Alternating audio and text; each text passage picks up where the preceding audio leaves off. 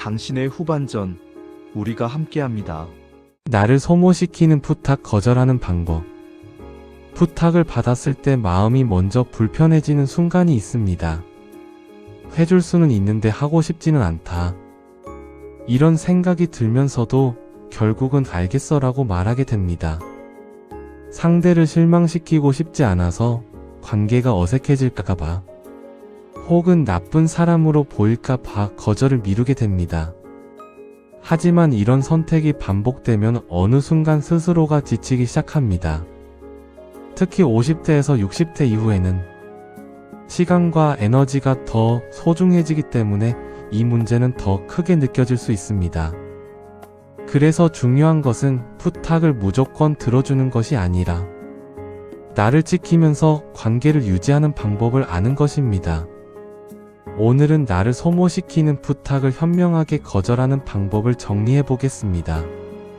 첫 번째는 거절을 관계의 단절로 생각하지 않는 것입니다. 많은 분들이 거절을 하면 관계가 틀어질 것이라고 생각합니다. 하지만 건강한 관계일수록 서로의 상황을 이해합니다. 오히려 무리하게 부탁을 들어주다가 마음이 쌓이면 관계는 더 쉽게 멀어질 수 있습니다. 거절은 관계를 끊는 행동이 아니라 관계를 지키기 위한 선택일 수 있습니다. 두 번째는 즉답하지 않는 습관을 만드는 것입니다. 부탁을 받는 순간 바로 대답해야 한다고 느끼는 경우가 많습니다. 하지만 그럴 필요는 없습니다. 조금 생각해보고 말씀드릴게요.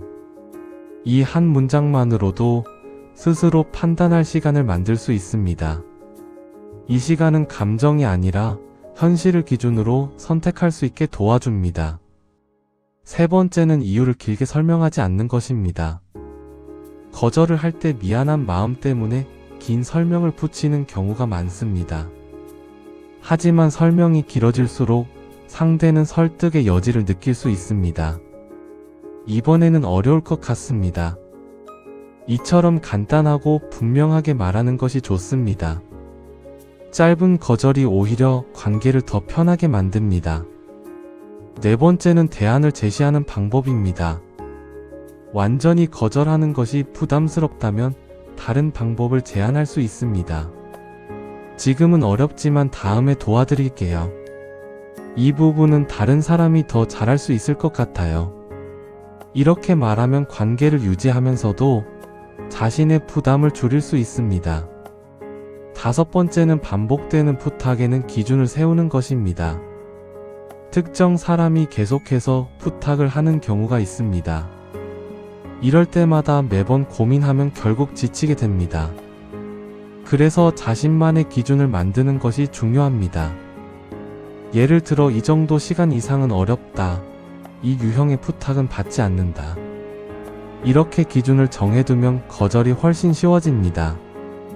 여섯 번째는 자책감을 줄이는 연습입니다. 거절을 할 때 가장 힘든 이유는 죄책감입니다. 하지만 모든 부탁을 들어줄 필요는 없습니다. 자신의 시간과 에너지도 존중받아야 할 가치가 있습니다. 거절은 이기적인 행동이 아니라 자기 보호입니다. 많은 분들이 좋은 사람이 되기 위해 자신을 희생하는 선택을 합니다.